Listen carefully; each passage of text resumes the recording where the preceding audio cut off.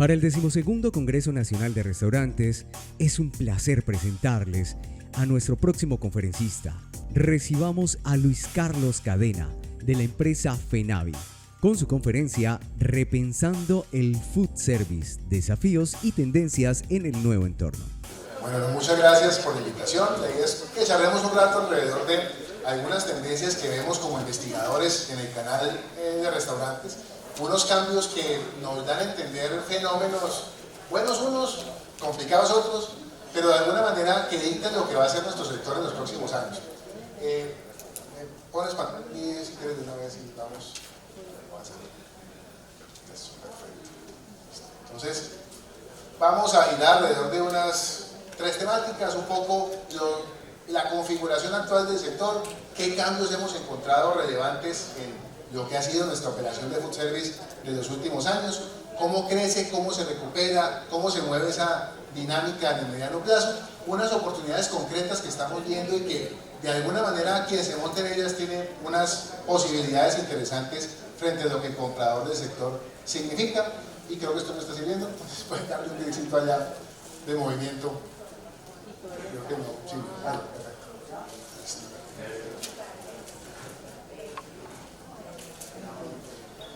Está bastante bien.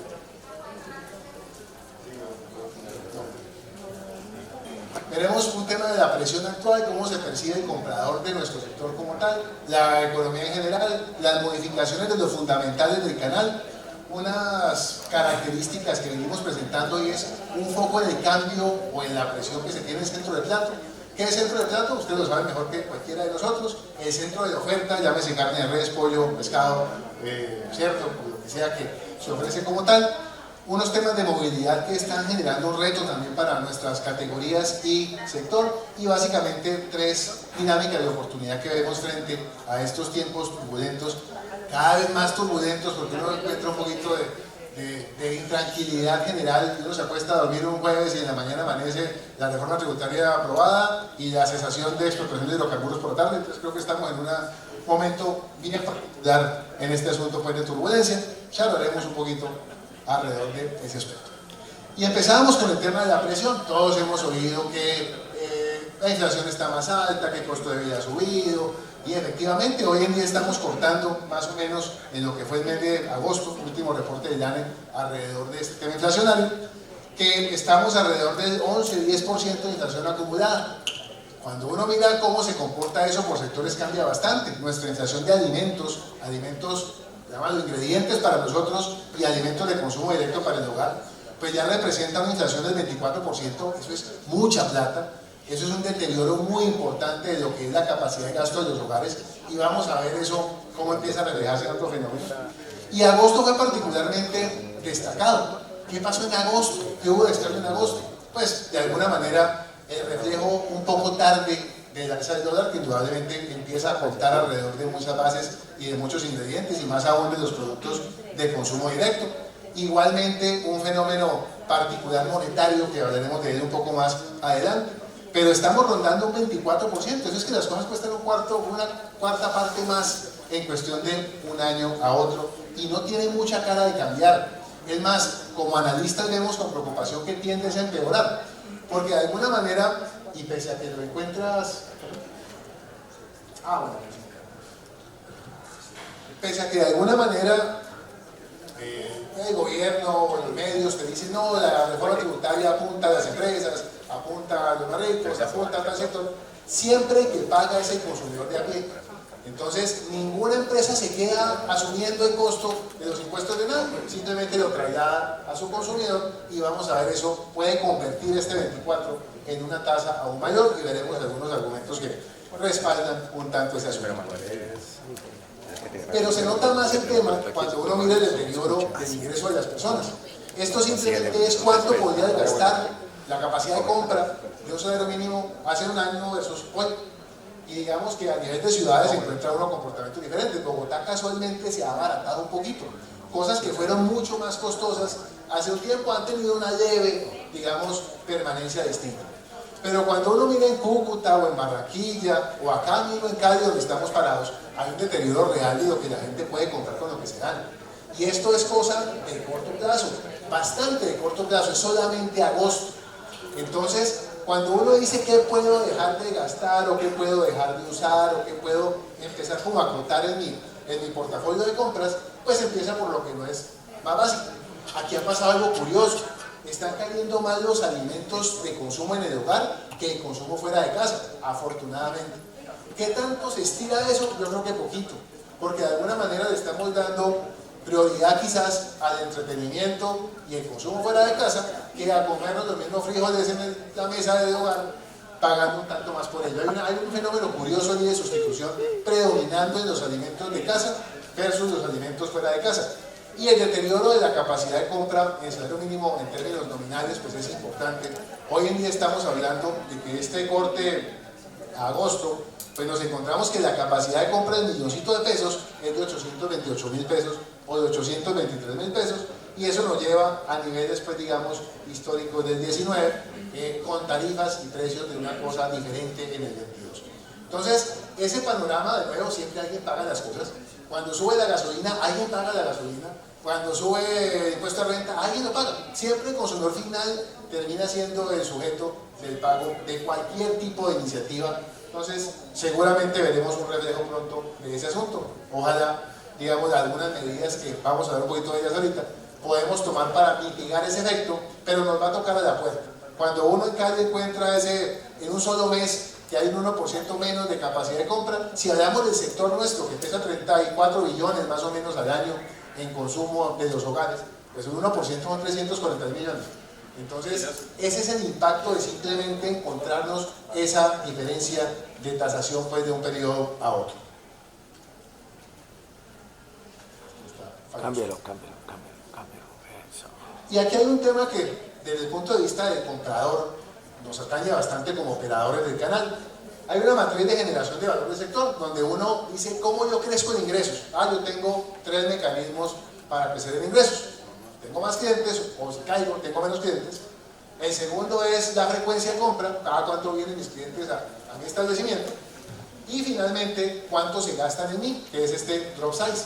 Cuánto se gasta por mesa, por silla, como queramos verlo, porque hay diferentes maneras o mecanismos de hablar de ello.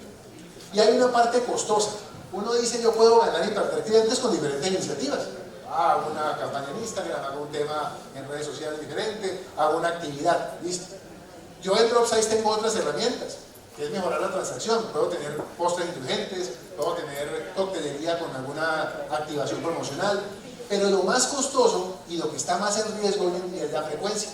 Porque si yo estoy apretado de dinero, si el millón ya no es millón, sino que es 800.000, y multiplícalo por el salario que sea, si te ganaban 10, entonces son 8 hoy en día, pues lo más fácil que yo puedo hacer es decir que en lugar de salir 4 veces al mes o 6 veces al mes, pues salgo una menos. Y ese una menos es el impacto más contundente que el sector puede tener, y por eso creo que buena parte de las tareas de marketing, de iniciativas que podemos inventarnos, va a tener que girar en proteger la frecuencia. Porque cuando yo pierdo un tipo que salía 3 veces a la semana a mi restaurante, o 2, y hoy viene una, pues se me redujo mi base de consumo a la mitad. Es el impacto más grande que podemos tener en términos de la matriz de generación de valor. Entonces, ¿cómo se protegen un poquito de eso? Y es lo que encontramos en diferentes sectores en otras ocasiones. Con clientes, pues uno juega a ser más conocido, a entrar en set de consideración, a activar que la gente venga, listo, perfecto. Con la frecuencia tengo pocas cosas, tengo razones de visita. ¿Cómo incentivo razones de visita nuevas? ¿Cómo logro activar motivaciones para ir a mi punto de venta cuando quizás no sea el consumo principal el que voy a tener en ese momento? Y lo vemos recurrentemente, ¿no? Uno encuentra restaurantes hoy en día que en la tarde sirven café y tienen su espacio para uno botar corriente con sus amigos, o que se abren el brunch que antes no tenían y entonces encuentran otro espacio de consumo. Espacio de consumo que termina compensando o aumentando la frecuencia o compensando la pérdida potencial de frecuencia en una misma ocasión de compra. Y el tema del upside, donde tenemos 3 herramientas básicamente. Un tema de indulgencia y antojo, y es como yo conecto a este tipo con algo nuevo para que me compre una cosita más. Y aquí hay cifras interesantes, ahora veremos algunos parámetros que hemos estudiado, como por ejemplo que cuando un mesero te ofrece un postre al cierre de tu transacción, tenés 18 puntos porcentuales más de posibilidad de que el tipo compre postres y vos autónomamente lo vas a motivar. Es decir, si a mí no me ofrecen el postre, puede que tenga razones, necesito esa empujadita para que caiga cautivado por esa alternativa. El tema de fraccionamiento, que es tener pequeñas cosas y que usted a medida que tiene una experiencia más amplia y prueba más cosas, termina gastando más o compartiendo más.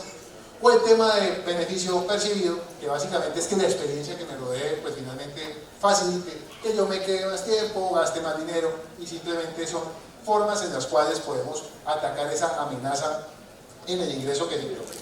Pero finalmente nos va a llegar, porque indudablemente la plata es una sola, y si los 10 millones son 8, los 5 son 4, 10 millones 800, pues nos va a tocar jugar en herramientas de cualquiera de esta índole para procurar mitigar esa afectación. Pero al sector le están pasando más cosas, y cuando uno mira bajo ese principal riesgo, de nuevo, proteger la frecuencia se vuelve el tema más significativo, encontramos otros riesgos que están ocurriendo ahí. Vamos a ver un poquito las modificaciones de universos de establecimientos y cómo viene recuperándose el sector posterior a la pandemia en relación con el número. Acá medimos nosotros y hacemos censo de los puntos de venta de Canal Food Service para diferentes empresas, muchos proveedores de ustedes seguramente. Y lo que hacemos es contar los puntos de venta y ubicar dónde están. En el año 2019 hablábamos de un universo de 101.000 casi puntos de venta nacionales, con local. Estos son restaurantes que tienen punto de venta como tal, punto fijo. Cuando ocurrió todo lo que sabemos que ocurrió, pues perdimos casi 29.000 puntos de venta del universo, desaparecieron por completo. Todas esas quiebras que vimos, toda esa gente que cerró, todo ese esfuerzo pues perdido relacionado con la cuarentena que vivimos. Pero esto empezó a recuperarse rápidamente. En diciembre ya hablábamos de diciembre del 20, una recuperación de más o menos 7.000 puntos de venta.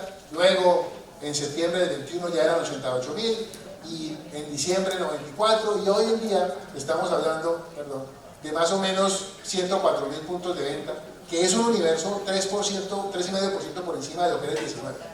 Eso suena bien, digamos que vemos proliferación de locales, pero lo que está viéndose es bastante diferente a lo que estábamos acostumbrados a ver. Y vamos a mirar que hay una oportunidad para los operadores en el concepto de negocio y en el modelo que llevan, digamos, a sus comensales.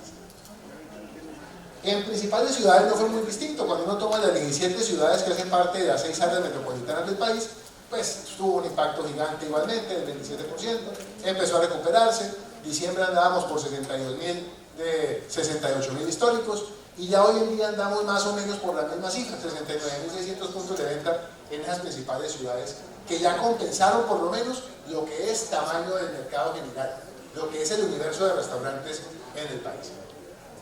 Cosa distinta ha pasado con La Plata, y aquí hay un fenómeno interesante. El sector vende o vendía en el año 2019 más o menos 30 billones. En el 2020 cayó a 21. En 2021 se recuperó como a 29, y el proyectado que tenemos de cierre del 22 es que el sector va a cerrar cercano a los 34 billones de pesos. Sí, un crecimiento chévere. Si uno mira estas barritas por acá, esto es el crecimiento contra el año 19, estaríamos 12% por encima del año 19. En el caso de la barrita verdecita es contra el 20, estaríamos un 56 por encima del 20, y versus año anterior estaríamos más o menos un 15% por encima. Es un crecimiento muy bueno, si no tuviéramos la inflación de por medio. Y ya vamos a mirar eso, pues, qué significa. Cuando uno mira la compra en ingredientes, que es todo lo que ustedes gastan, más o menos tiende a ser como un 30-35% de la venta, en promedio Colombia, ese componente. El sector compraba en ingredientes 9 billones, hoy día compra 10.4, y ojo que aquí hay un mensaje complicado. Cuando miramos cuánto crecen las cosas o cómo se han recuperado, hay una brecha entre la cifra de acá y la cifra de acá. Siempre a favor de la cifra de arriba, es decir, de la cifra de abajo. Estamos gastando más en ingredientes de lo que estamos recogiendo más en términos de ingresos. ¿Por qué? Porque es que los precios no se estiran como caucho. Yo no puedo cambiarle la hamburguesa de precio 3 veces al mes. Así la carne le cambia de precios 3 veces al mes. Y hoy en día el sector está conteniendo un alza deteriorando su margen, indudablemente, deteniendo un poco el efecto de lo que sería ese impacto que acá arriba no se está transmitiendo. Hay 5%, 4% menos, por acá 1.8, por acá cerca de 2 puntos. 2 puntos de 34 billones son 680.000 millones que estamos conteniendo. Entonces, de alguna manera hay un tema que se estira un poquito, que aguanten tiempos, pero si ahora nos enfrentamos a otra alza, usted va a tener que decir, venga, qué pena, yo me sostuve en la hamburguesa a 20.000, me toca que sea 22, porque es que ya esta película acá, tengo que hacer negocio, Mi finalidad no es hacer altruismo y absorber el costo de materias primas y terminaré teniendo que reflejar cosas. Y ese es el principal riesgo sobre la frecuencia. Uno seguramente lo ha vivido. Llegas a un restaurante como comensal o como dueño de punto de venta, inclusive viéndolo desde la perspectiva, y encuentro que la hamburguesa que me costaba 20 me cuesta 25. Y entonces uno dice, este más está forrando de plata. Resulta que pues, mentira, precisamente está compensando un tema de costos importante, y entonces me genera una experiencia negativa por eso, y entonces tengo toda una serie de complejidades por tratar de contener. Hay otros mecanismos de contención, lo estamos viendo. El tamaño del formato de carne de hamburguesa ha pasado de 140 gramos a 120, y el formato de papas fritas ha pasado de 120 gramos a 110 o a 100 o hasta menos, o a pasar de producto precocido, papa precocida congelada, a otro tipo de snacks más económico. Todas esas vueltas que nos ha tocado hacer para contener este fenómeno, que no es tarea contenerla a nosotros, porque no podemos pretender que el sector absorba las salsas de sus proveedores y de sus ingredientes, indudablemente motivadas por el bien nacional. Entonces, aquí hay que tomar medidas, y hay medidas que se pueden tomar, y otras que no. Digamos, contenerse a forever, pues nos quebramos. Pero hay cambios en la carta interesantes, y hemos visto, y ahora veremos un poco más adelante, algunas iniciativas en el cambio de proteínas, algunas iniciativas en el cambio de acompañantes, donde uno dice, yo no tengo que ser papa precocida congelada que me cuesta X mil pesos una bolsa, sino que puedo hacer papa rústica, yo, puede pasar. O yo puedo jugármela o tener un pan diferente, o yo puedo jugármela que la proteína no es carne sino es pollo, entonces tengo un tema distinto, pero toca jugar a no perder la indulgencia, la capacidad de antojo, y finalmente encontrar un mecanismo para transmitir ese fenómeno, o nos va a costar deterioro en términos de nuestro margen. De nuevo, 2 puntos que ustedes están dejando de ganarse son 680.000 millones de sector. Eso es un viajado de dinero. Si uno lo mira, y este es un indicador interesante de otro mecanismo que el sector está usando, es la misma cifra, la compra de los ingredientes, viéndolo como un índice con respecto al año 2019, en dinero estamos un 14% por encima del año 19 en la compra de ingredientes, bastante más de lo que pensaría uno es ideal. Pero ojo con esto, este es un indicador de volumen, donde estamos combinando papas con yucas, con gaseosa, con servilletas, con lo que caiga allí, con el fin de entender qué tanto ha cambiado la compra en términos de cantidad de cosas. Y definitivamente ha cambiado la compra en cantidad de cosas. Hay una simplificación del sector que está buscando ese mecanismo para evitarse transmitir esas salsas. Hoy en día hay un 14% menos referencias presentes en el punto de venta en sus ingredientes de lo que había hace 2 años. Es decir, tú comprabas salsa tal, decidiste, uy, no, estaba más bien no, porque esto no se vende mucho, lo dejo por fuera. Tú comprabas, qué sé yo, tal topping, más bien no lo compro porque está complicado y tengo que abaratar un poquito las cosas. Hoy en día estamos por debajo de esto del 2019. Es decir, 4 billones más en ventas, sí, 1 billón y pico más en compras, sí, pero en unidades estoy comprando menos cosas. Me toca operar con menos cosas, con menos cantidad de carne, con menos cantidad de pollo, con menos cantidad de papas, con menos salsas, con menos, y ha sido una forma de racionalizar el capital. Sostenible, yo creo que hasta cierto punto. Invita a la innovación y a la creatividad, por supuesto, porque seguramente le toca hacer con menos cosas, experiencias igual de agradables para que la gente siga estando en mi punto de venta. Pero la brecha, cuando uno la ve así, pues no es de 15 puntos, es de 20. O sea, hay 14,6 más o menos. Hay un 20% de menos unidades llegando como ingredientes a los puntos de venta, que están costando la misma 14% más de lo que costaban hace 2 años, y que de alguna manera pues hacen más pequeño o más estrecho mi capacidad de mercado. Reto enorme, y vamos a ver ahorita un poquito qué otras implicaciones terminan teniendo por ese lado. Acá veíamos una respuesta, aquí no sabemos si fue primero el huevo o la gallina, ¿no? Estos son los cambios en los formatos de puntos de venta. Nosotros cuando hacemos los censos, lo que hacemos es clasificar los puntos de venta según su vocación. Entonces hay los señores especializados, donde caen los restaurantes gourmet y los hoteles y ese tipo de lugares. Los masivo medio, donde caen los asaderos y los restaurantes de menú fijo. El masivo bajo, que es todo lo que es correntazos ejecutivos y restaurante pues casual de menú diario. Y las comidas rápidas, que se han vuelto el componente más importante del universo de 2 años para acá. Cuando uno mira la tasa de cambios en términos de lo que era el sector antes y hoy en día, pues sí, de los gourmet vienen más o menos ya es una cifra parecida, los asaderos cayendo, los de menú fijo cayendo, los corrientazos sufrieron un golpe enorme, porque pues, fue el que más sufrió durante todo este tema de cuarentena, porque tú no pedías domicilios a un restaurante corrientazo, porque finalmente su finalidad era otra cosa, pero las comidas rápidas cambiaron radicalmente, y estos tipos se metieron 7 puntos más de estructura en 2 años. Lo que nació después de la pandemia es otro tipo de restaurantes. Así se recuperó una parte, probablemente de acá arriba, porque son números significativos. Pero de estos 104.000, hoy en día 47.000 personajes de estos son comidas rápidas, pensadas para otro tipo de consumidor, con simplificación de oferta, porque la comida rápida le queda más fácil simplificar su oferta, con menos hace más. Vos tenés 3 salsas, 4 panes, 5 formatos de proteína, hiciste 300 combinaciones de producto, y con un elemento adicional, y es que esta gente, estas comidas rápidas, tienden a estar más preparadas para fenómenos como los que pasamos, porque la comida rápida está hecha para mandar a domicilio, porque no ocupa un gran espacio en mesas o inversión es menor, porque no necesito un local súper decorado, súper raro, no puedo hacer cosas diferentes en ese aspecto. Es un cambio que, les decía ahorita, no sé si es primero el huevo o la gallina, porque ahora vamos a ver que también cambió el comensal. El promedio de edad de las personas que van al restaurante hoy en día, o al canal food service hoy en día, es de 6 años menos que en 2019. Y ese es una señal de relevo generacional, pues, natural sí, porque indudablemente todos vamos de salida, pues algún día iremos de salida, pero indudablemente cambia lo que ese señor conoce de comidas, porque es que el pelado más joven conoce esa hamburguesa, perro, pizza, sanduchitos y ese tipo de cosas. Y si es el que está tomando el control en el sentido del peso que tiene como consumidor y cliente de nuestro canal, pues seguramente nos va a tocar, para que pase a estos otros mundos, enseñarle qué es lo que se consume, porque anticipadamente el fenómeno empezó a ser más relevante para la industria de lo que era hace 2 años. Para hacerse una idea, pensemos si nosotros, de jovenzuelos de 45 años o 46 años, pensamos igual que un pelado de 38 o de 37. Pensemos un tipo de 32 le gusta lo mismo que un pelado de 26, indudablemente no.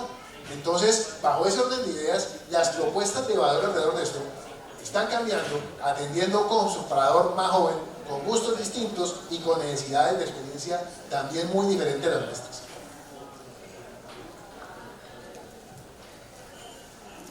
Par cifras alrededor de esos cambios en el formato.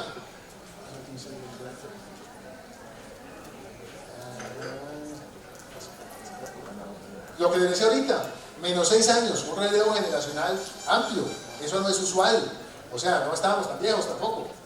Por otro lado, la velocidad de apertura de las comidas rápidas es 2 veces más que cualquier otro tipo de formato. Es decir, hay más hamburguesas, lo notamos, ustedes pasean por acá por calles y pasean en esa zona ya ni siquiera en la 44, en la 9, en la 44, en los barrios, encuentras que se abren y se abren hamburgueserías, pizzas, es lo que está demandando ese muchacho más joven. Un muchacho más joven que quiere experiencias de nuevo seguramente distintas a las nuestras.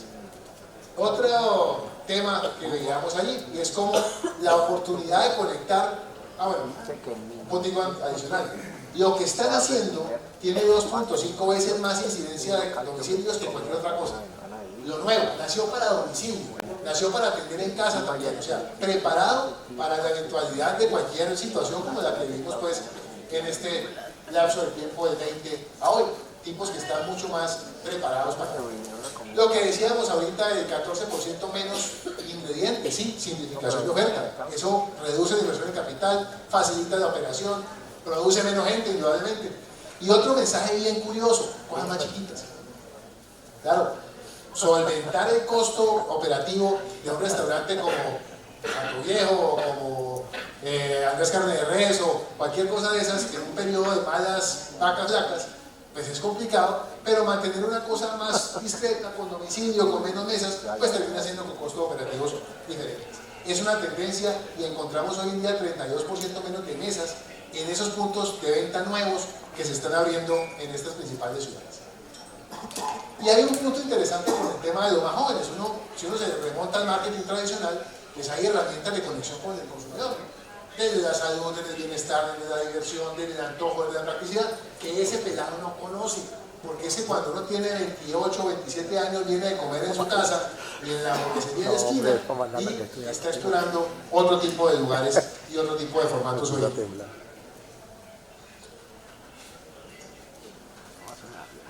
El tema de estrategia digital, sí, indudablemente, todos ustedes seguramente están montados en eso. Hace 2 o 3 años la cifra era muy discreta, hoy en día 4 veces más incidencia de estrategia digital tiene, o sea, hoy en día nadie habla de estrategia digital. Y te sorprenderías con quienes están usando eso. Sí, claro, o sea, lo encuentras desde las empanaditas de Chiminangos hasta el restaurante super wow de la 93. Entonces, es un tema que llegó para quedarse. Creo que hay una inversión en las cosas y ahí hay un asunto, hombre, que a veces los gobiernos no ayudan. Cuando uno ve el regreso de la carta física, muchos decíamos, sí, eso es decir del señor mayor que no quiere con su teléfono entrar a esto. Pero es que el señor mayor va de salida. Y el que está quedándose es el pelado que podía con ese QR tener una experiencia de activación diferente. Y podíamos variar el menú cada semana con cosas distintas. Y podíamos meterle pop-ups de productos que queremos incentivar. Eso no lo entiendo. Entonces terminamos perdiendo en parte un poco el efecto de esto cuando nos obligan de nuevo a retornar a la carta física con sus ventajas, que no las conozco cuáles sean más allá de atender al público mayor, y las desventajas de alejarse de esa oportunidad digital donde uno podía compartir, tomar imágenes, variar ingredientes, precios y cartas de manera más rápida. Y recuerden una cosa, estamos en un periodo inflacionario donde los precios van a cambiar recurrentemente. ¿Cuántas veces vamos a hacer cartas en el año? Pues, quizás 2, 3, no tengo ni idea. Pero era mucho más fácil en el formato digital y eso pues igual lo perdemos un poco con las últimas medidas.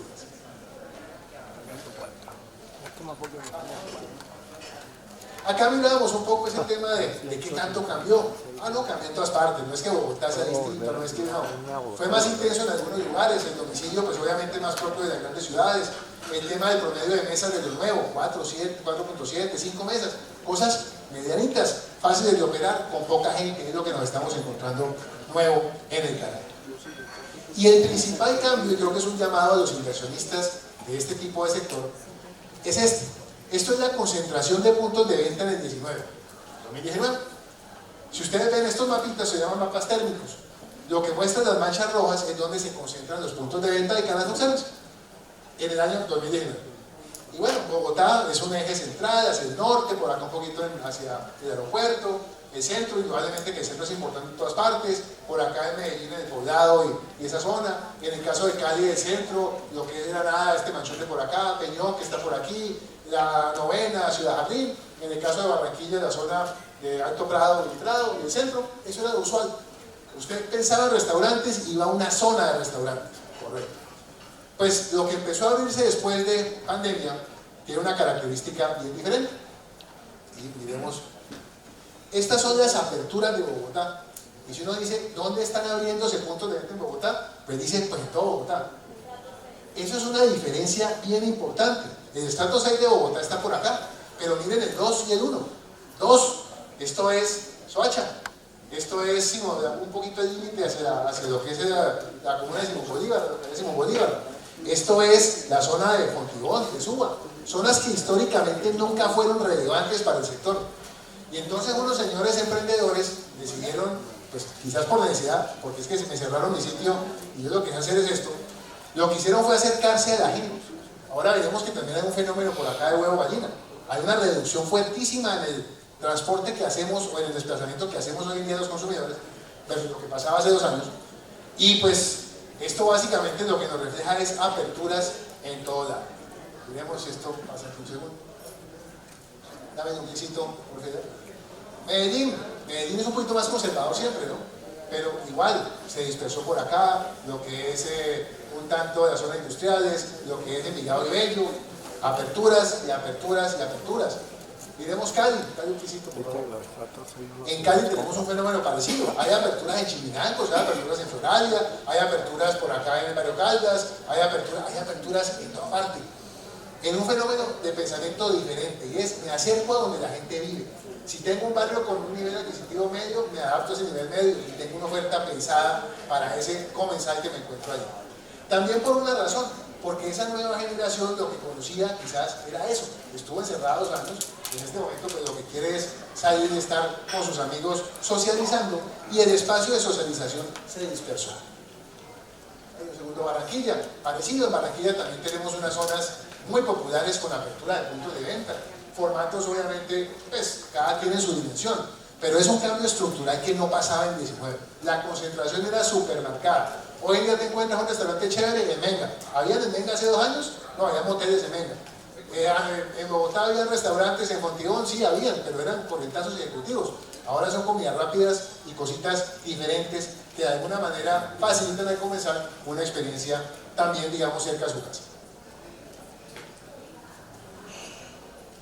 Acá veíamos un poco los focos de apertura. Aquí es un mapa térmico distinto, lo nuevo. En Bogotá, por todos lados, los manchones rojos y amarillos por todas partes.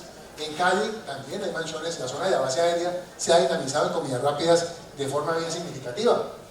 Y eso también da un mensaje. Allá hay una gente consumiendo y haciendo cosas cerca de su casa y moviéndose y tomándose un par de cervezas cerca de su casa y una hamburguesa, etcétera, etcétera. Creo que el de arriba es Floral y Chiminango, si no estoy desactualizado. Esa mancha roja que vemos allá arriba. Si ustedes son caleños de Raizales, seguramente se acuerdan de la Chimisexta.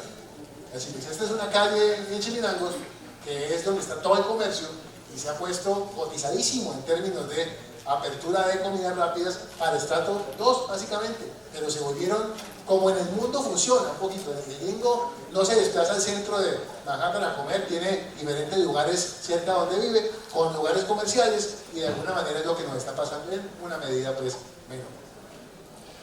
¿Qué implica eso? Pues pensar que abrir restaurantes, ya no tengo que pensar únicamente en Granada, Peñón, Alto Prado, en fin, sino que puedo acercarme con propuestas diferentes a una gente que quiere y desea consumir y que pueden ser operativamente hasta más económicas.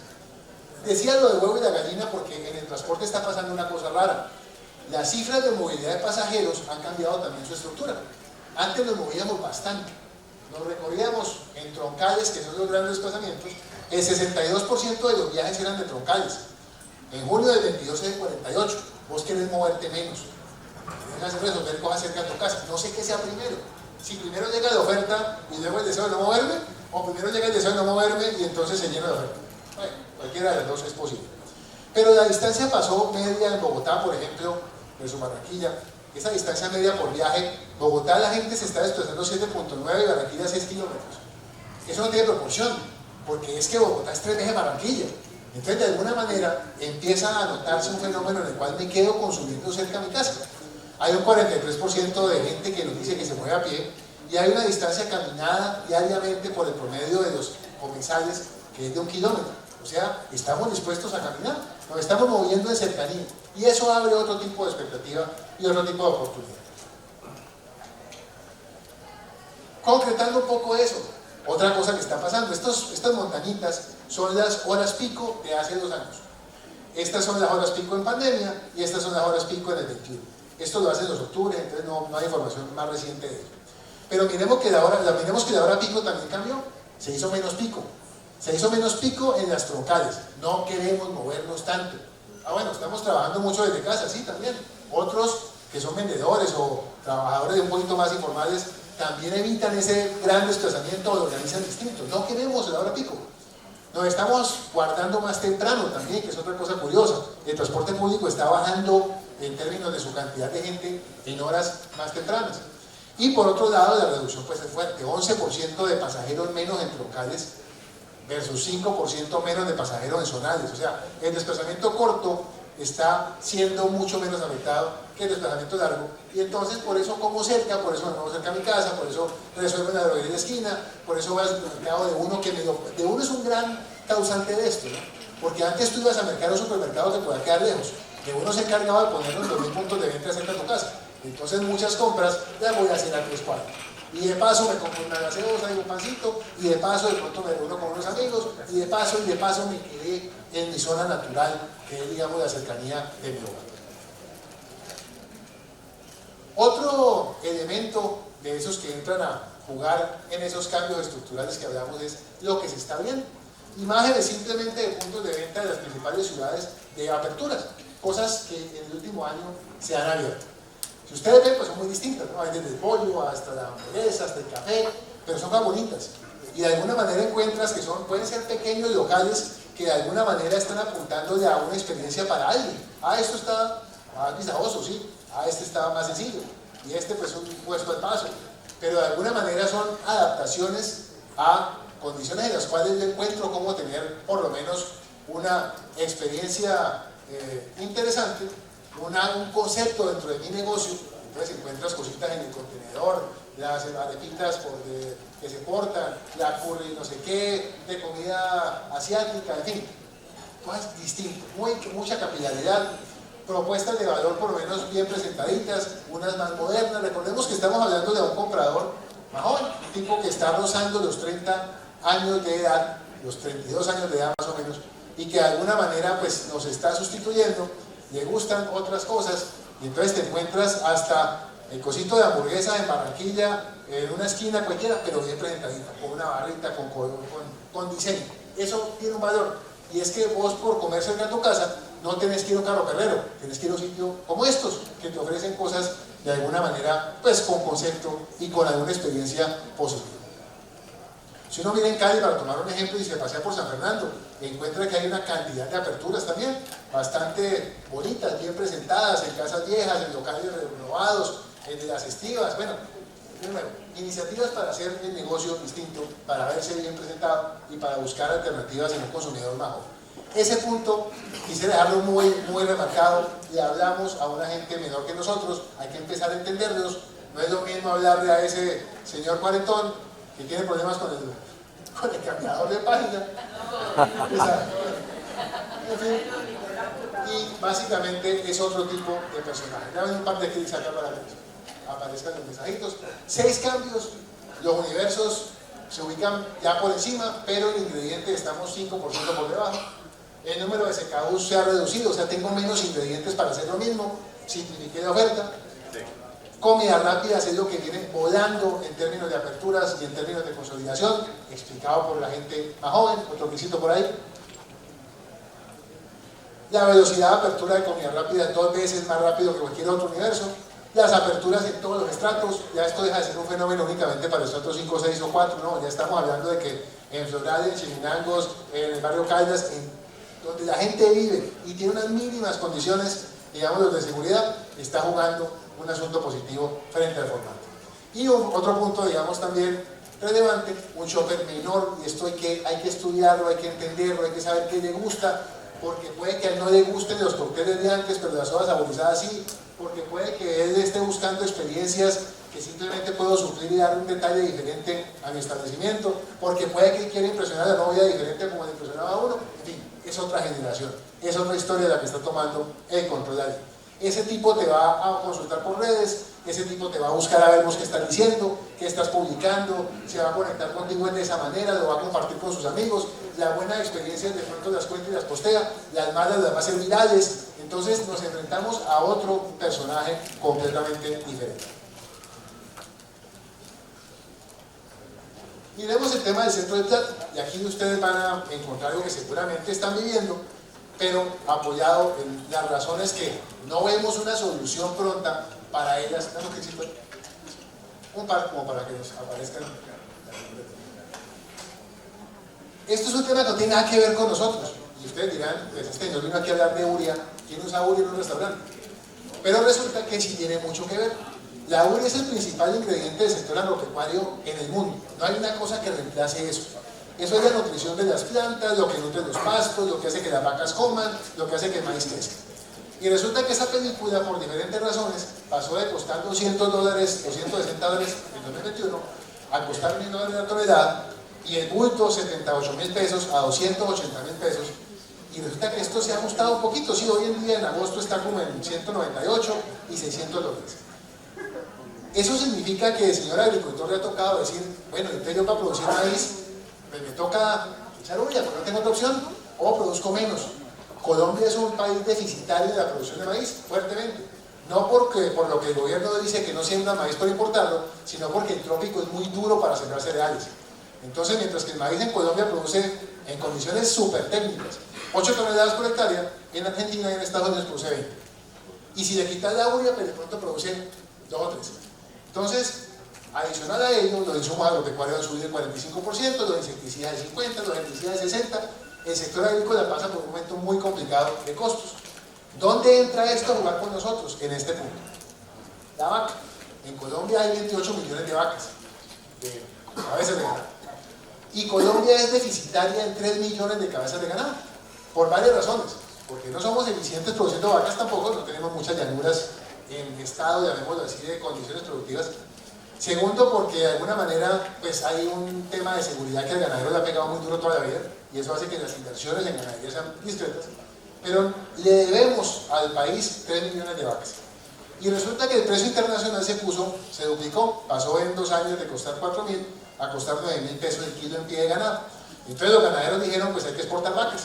Entonces, adicional a los 3 millones de cabezas de ganado menos que endémicamente tenemos en Colombia, pues están exportando cortes de carne, vacas en pie y diferentes condiciones que explican en parte el movimiento abrupto y enorme que ha tenido el precio de la carne de res en el país. Entonces, ¿eso tiene arreglo? Pues no, por varias razones, porque es que en el corto plazo no, más bien, porque 3 millones de vacas significan pues 3 millones de vientres que finalmente no tiene Colombia, que no hay gente interesada en ponerlas porque se ataca la ganadería como un sector productivo, aparte es inseguro. Adicionalmente, pues estoy vendiendo inclusive vacas de reproducción porque están tan a buen precio que es preferible sacrificarlas que tenerlas como cría. Entonces estamos en una situación endémica de, llamémoslo así, subdimensionamiento de la oferta versus la demanda, y finalmente hará que la carne de res se quede donde está. Es decir, impagable para muchas personas y tiende a ser inclusive peor el fenómeno. Y eso no sería grave si encontráramos un ritmo de apropiación de las demás proteínas cárnicas diferente. Pero resulta que el huevo viene estancado un buen rato. El huevo llegó a producir más o menos 1.400 millones de huevitos por mes y hoy en día anda por los más de 1.400 millones por 1.320. Las inversiones en huevo están quietas. ¿Por qué? Porque es que tuvimos un proceso de incertidumbre complicado, porque vaya a decirle a un agricultor que se juegue 7 u 8 mil millones en costos de galpones, ambientes controlados, etcétera, que hace que por el lado del huevo no esté la respuesta. Y por el lado del pollo tampoco. El pollo se estancó también desde 2020 al 2022. Y digamos que ha tenido periodos complicados. El paro que vivimos aquí en el Valle pues terminó de quitarle las ganas de inversión a mucha gente en relación con el sector avícola. Entonces, no va a ser ni el pollo ni el huevo el que va a reemplazar el peso de la carne. En fin, si hay exceso de pollo o exceso de huevo, seguramente tendremos una presión bajista de precios. Pero no, tenemos una situación en la que las dos proteínas importantes, pollo y carne, pues se encuentran en un nivel bien complejo de productividad y donde el costo pues no tiende a bajar porque la oferta no se va a mover. ¿Hay demanda creciente? Sí, oferta no. Entonces viviremos una situación de precios complicada en la carne de res durante mucho rato. Así bloqueen exportaciones, será por mucho rato. Y esto tiene otro fenómeno de por medio que es el negocio de la carne. Cuando uno mira, los señores gringos son los principales consumidores de carne del mundo. Esos señores nomás en hamburguesas se consumen cerca de 50.000 millones de unidades al año. Es un mercado gigante de hamburguesas. Colombia tiene una particularidad distinta al mundo. Es de los pocos países en que seguimos llamando de la carne con nombre propio. Vos comprás muchacho, o comprás bola negra, o comprás lomito redondo. Tenemos una cantidad de nombres pues, pintorescos para la carne. Cuando uno mira cómo se come la carne de gringo, se la come troquelada, molida y agregada con otros ingredientes. Y lo hace en su casa y fuera de ella, ¿no? O sea, la gente rica en Estados Unidos se come un steak. La gente normal se come una pieza de hamburguesa muy rica, así sea sin pan, pero acompañada de papas fritas o de ensalada o lo que sea. Que están acostumbrados a un formato de consumo donde la carne es anónima. Es decir, no sé qué pieza es esa, es rica, es una carne sabrosa. Nosotros tenemos una tara mental frente a eso. A vos te dicen, te voy a dar sobre barriga, y no dice, uy, soy fibroso, grasoso y maluco. A vos te dicen, esta carne es brazo de res, cada carne dura. O sea, tenemos una cantidad de cosas raras. Los discounters han empezado a cambiar eso, ¿no? Tú vas a de uno y te vende carne para asar. ¿Qué es eso? Ah, yo no sé, pero es carne para asar. O carne para sudar. Listo. Eso es mejor, porque de alguna manera nos quitan ese elemento de la carne con nombre propio. Y eso viene a un poquito contarles cómo es el mercado americano de carne. Los americanos exportan 1.3 millones de toneladas de carne de res, una cantidad, e importan 1.5 millones, casi lo mismo. Y no es que sean tontos de mandar para afuera y comprar adentro.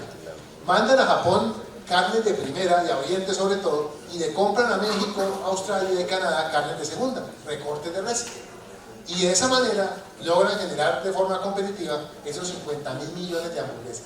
¿Iremos para allá? Yo creo que de pronto. Si el consumo en Colombia termina a los precios que está la carne, vamos a terminar teniendo que hacer la hamburguesa de carne de cerdo más res, que es una buena, la res, que es una cosa que se utiliza, que es válida. Vamos a tener que estar usando agregados de carbohidratos para mejorar la presentación, para actividad y consistencia de la carne que molemos, y seguramente en 10 años cuando le preguntemos a un pelado si conoce qué es picaña, si ha viajado sabrá qué es, pero acá consumirá una carne en formato seguramente molido, troquelado o anónima como la que los discounters nos ofrecen hoy en día. Pero aquí hay una salida también para nosotros desde el punto de vista de lo que somos como operadores de food service, y es que, listo, yo puedo empezar a generar un poquito de esto, ¿no? Yo puedo tener una presentación económica, chévere, de carne de res, competitiva, con salsas. La carne molida no tiene que ser una tala mental. O sea, una buena, si te comes una buena hamburguesa, pues es rica. Me la puedo comer desempanada, me la puedo comer presentada con verduras, me la puedo comer presentada con papas. Y es una forma de hacerle el quite a esa posible pérdida de frecuencia que un precio muy alto me puede generar. Otra cosa, hay otros negocios alrededor de las proteínas. En Colombia estamos también con un poco de tara mental alrededor del pollo. El pollo aquí es asado o es en filete. Es un pollo para el amargado, con el perdón de quien come filete de pollo. Porque cuando tú vas a un restaurante y te dicen que hay para que estás haciendo dieta, filete de pechuga. Pucha, qué triste. O sea, vamos a meter en mi casa. Entonces decíamos que el tema de nuestro comensal, y quizás nosotros mismos como operadores, tenemos un poquito una barrera mental frente al pollo. Y resulta que el pollo en el mundo ha desarrollado negocios dentro y fuera del asadero. Acá pensamos en el asadero o en el filetico asado. Y resulta que hay compañías como Chicken Grill, que básicamente es una compañía de $6.000 millones en Estados Unidos, que está dentro del top 10 mundial de comidas rápidas, y su oferta es pollo, pollo con lo uno, pollo con lo otro, pollo en hamburguesa. Ahora está empezando un poquito el país en eso. Y creo que algo chévere es que la presión de precios está llevando a que los operadores empiecen a pensar, venga, yo tengo otras cosas que hacer. Tengo una forma diferente de atender a un comensal, y es un negocio que no es el pollo dando vueltas en el asadero, sino alternativas distintas, competitivas en el mundo de comidas rápidas. El Jack in the Box, lo mismo, es un formato de $1.080 millones al año, enorme, locales súper bonitos, presentaciones indulgentes. Esto es llamativo, es antoja, llama la atención, digamos, de ese consumidor. Aquí lo vemos un poco en el KFC o en otras alternativas que han empezado a moverse por ese lado, porque es la forma de darle la vuelta a ese precio de la carne que le damos ahorita. Y en la medida en que nos olvidemos de que el pollo tiene que ser cocinado a la plancha, es triste un poquito comerlo de esa manera, hay una cantidad de alternativas ingredientes que sobre él se pueden finalmente desarrollar. Viene un fenómeno curioso, Whataburger es otro caso interesante, una compañía de $2.000 millones al año, y fue el primero quizás que empezó a hacer, él venía del mundo de las hamburguesas, y empezó a decir, no venga, la carne la hacen encareció en Estados Unidos, ¿no? El señor gringo paga una carne mucho más cara hoy en día de la que pagaba hace 2 años, es un fenómeno también internacional. El señor lo primero que dijo es, venga, yo voy a tener paridad de carne. ¿Qué es paridad de carne? Que si hay 10 platos en carne, hay 10 platos en pollo. Y entonces le empiezo a mostrar a mi consumidor que hay alternativas bonitas, indulgentes, chéveres, agradables, parity con las de carne, y empezar a mover el mundo de un lado para otro. Y esas alternativas que nos facilitan que el precio no sea disuasivo en nuestro local y que tengamos lo que llaman el consumo masivo, preferencias de permanencia en la categoría. Que si una hamburguesa se me pasó a 40.000, pues estoy fuera del mercado, muchos, pero si tengo una alternativa de 20.000, pues ahí estoy vigente todavía y tengo alternativas de que ese consumidor se quede conectado con eso. Un mensajito por acá, y es que la coyuntura pues nos ubica en un momento en que necesitamos alternativas. El fenómeno de carne de res no ha parado, eso sigue así, la presión mundial por la ganadería es enorme, cada vez se paga más por ello, se ha estabilizado un poquito el precio en los últimos 3 meses, pero sigue al doble que en el año 2019, entonces por ahí no va a ser. Vamos a tener que resolverlo de otra manera, llámese con los cortes anónimos, preformados, la hamburguesa como fundamento del centro de plato, así no sea con pan, el pollo, etcétera, etcétera, como alternativas para esto. Pero también hay un par de temas interesantes que estamos viendo como dinámica del cambio de oportunidad, y hay 3 iniciativas que para cerrar queremos contarles y que vemos implementadas en el mundo y que tienen sentido. Muchas muy afines con esa nueva generación. Tema del café. Pues veo país cafetero, sí, claro, el café. Pero resulta que en el mundo del food service apenas el 20% de los puntos de venta tienen café como producto de su línea.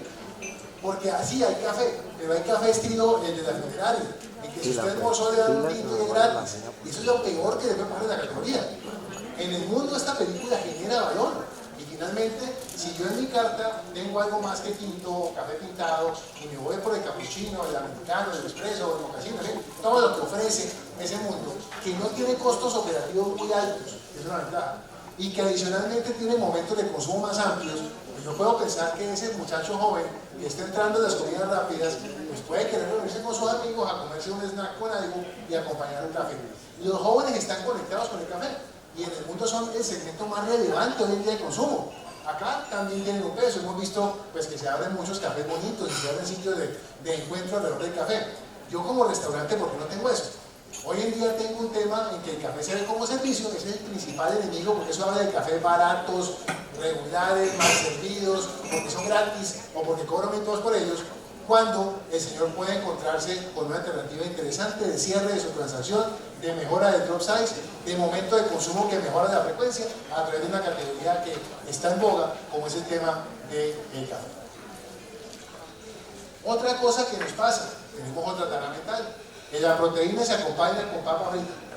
Ah, sí, y la papa frita está cara y la proteína también. Y entonces se olvida uno de cambios que pueden estar allí. Cuando uno mira la situación del precio de los acompañantes, pues se encuentra que la pasta es una alternativa. Y en el mundo tú encuentras que tú puedes comerte un buen filete con una pasta. Acá es raro. Acá acompañar la carne con pasta no es usual. Ahora, hace 20 años tampoco era usual acompañar la carne con papas fritas, se acompañaba con papa cocida. 30 años. Entonces, de alguna manera, son cambios que se pueden implementar, que abaratan el servicio del plato y que permiten que yo tenga una experiencia diversa, porque es que con la pasta puedo hacer 50 cosas distintas en un formato de consumo que me cuesta mucho menos dinero como ingrediente. Es una oportunidad. Creo que están un poco atrasados los señores proveedores de pasta, llámale los señores de receta, los señores de harinera, en proponer alternativas interesantes de esto, en cómo nos enseñan a llevar ese acompañamiento al centro de plato a través de la pasta. Y sería algo interesante para mitigar el efecto de costo, porque de alguna manera el acompañamiento también ha tenido una modificación de precios muy significativa. Y uno tercero para cerrar, y es algo que también nos da por sentado. Uno come y quiere postre, y a ustedes les cabe en la cabeza que el 48% de las comidas rápidas no tienen postre. Y uno dice, ¿por qué? Va y pregunta si le dice al señor de la hamburguesería, y locales conocidos, ¿no? Tú vas a Mario Bros, aquí tuve unos casos de Cali que conocidos, Mario Bros o Burestac, o el mismo pollo, esto es pizza, pollo y cerdo en Bogotá, PPC, y te dicen, no, es que yo no tengo un man que haga postres. Y uno dice, a este cómo no ha venido alguien a contarle una historia de que usted puede tener postres sin un tipo que sea experto en postres. Aquí ha desarrollado bites de brownie, X compañías tienen postres para que usted lo reconstituya simplemente en una freidora, o el pie de manzana, o el heladito simplemente. Entonces te encuentras que acá no hay con qué acompañar una hamburguesa, acá no hay con qué acompañar una hamburguesa, acá no hay con qué acompañar una pizza, y yo quiero un postre. El postre es el 32% del margen final a través del drop size. O sea, ese tipo puede ser, el postre puede ser muy significativo porque es una venta adicional. Y resulta que lo tenemos menguado. En algunos casos, un dulce de leche, bueno, por lo menos tiene un postrecito de queso con dulce. Este es Compañía de Sabor, que es bastante grande, asadero en Bogotá, y nos encontramos que su postre son bolitas, el postre de natas, no hay helado, y el helado es el formato más indulgente, quizás más fácil de manejar, porque la industria sí se ha tomado el trabajo, los señores de Mills, los señores de Popsi, los señores de Colombina, inclusive, se han tomado el trabajo de generarte alternativas prácticas para que puedas hacer una galletita con helado en 3 minutos y sea un cierre de experiencia totalmente distinto. Recordemos, gente más joven, puede que a mi mamá o mi papá no le interese consumir después de su pedazo de carne en helado, pero el que está llegando allá sí. Nosotros ya estamos de salida también, digamos, en términos del postre, porque nos lo prohíben recurrentemente, pero pues digamos que ese pelado sí quiere acompañar su hamburguesa con algo, y hay las alternativas, es como nos vinculamos un poco a eso. Lo clave, solución rápida, fácil conversión. Una cosa que estudiamos en esto cuando vemos los shoppers del canal es que uno tiene que tener cosas elaboradas y cosas fáciles de comerciar. Cuando tú llegas a un sitio y te dicen brownie con helado, no hay que explicar nada. Alguien cae, eso alguien es indulgente, bonita, atractivo. Y al lado tienes el pie de manzana gratinado con especias y todas estas cosas elaboradas. Entonces siempre recomendamos un poco que tengas una cosa fácil de resolver y una que sea tu juego, digámoslo así, en términos gastronómicos. De alguna manera esto es fácil, es práctico, puede venir hasta preempacado, armar muñequitos y sencillamente tienes una alternativa para mejorar los size a través de la disponibilidad de puestos. Y quería cerrar con un punto que uno escucha a veces o repite también a veces bastante, cosas que quitan un poco el ánimo, porque sí estamos en relación a un momento de coyuntura muy complicado, en el que hay todas las cosas que se pueden mover movidas. Tienes un problema de cambio de canales, tienes agitación política, tienes comunicación y reputación y recursos todo el tiempo, tienes un problema de las cadenas globales de abastecimiento, tienes una situación económica complicada y tienes un tema de ejecución de punto de venta que también está complicado. Entonces uno dice, ¿qué ataco? ¿No? Yo creo que finalmente pues, nunca habíamos sido tan movidos y creo que el sector enfrenta un escenario multidimensional por primera vez de grandes dimensiones. Pero también hay una cosa que debe resaltar. Si nosotros sobrevivimos a la pandemia como sector food service, sobrevivimos a cualquier cosa. Porque yo creo que los que están parados acá y que tenían restaurantes antes de, vieron lo que fue ese desastre que tuvimos que pasar, y acá estamos. Y el universo se recuperó, y los formatos reaparecieron, y la gente salió ansiosa, querer consumir. Entonces, creo que indudablemente, ante todo esto, nos queda el tema de probar, de innovar, de plantear iniciativas.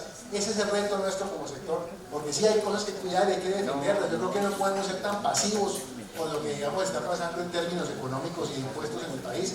El sector de food service genera 450.000 empleos directos, eso no es pescado.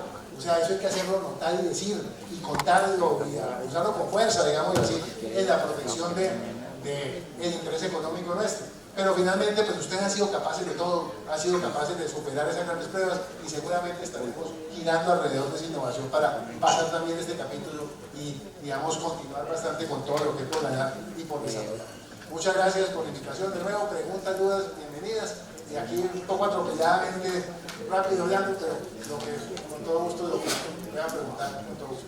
Doctor Cadena, muchas gracias por este panorama y los retos que acaba de presentar. Abrimos entonces el micrófono para aportes o preguntas a nuestro conferencista.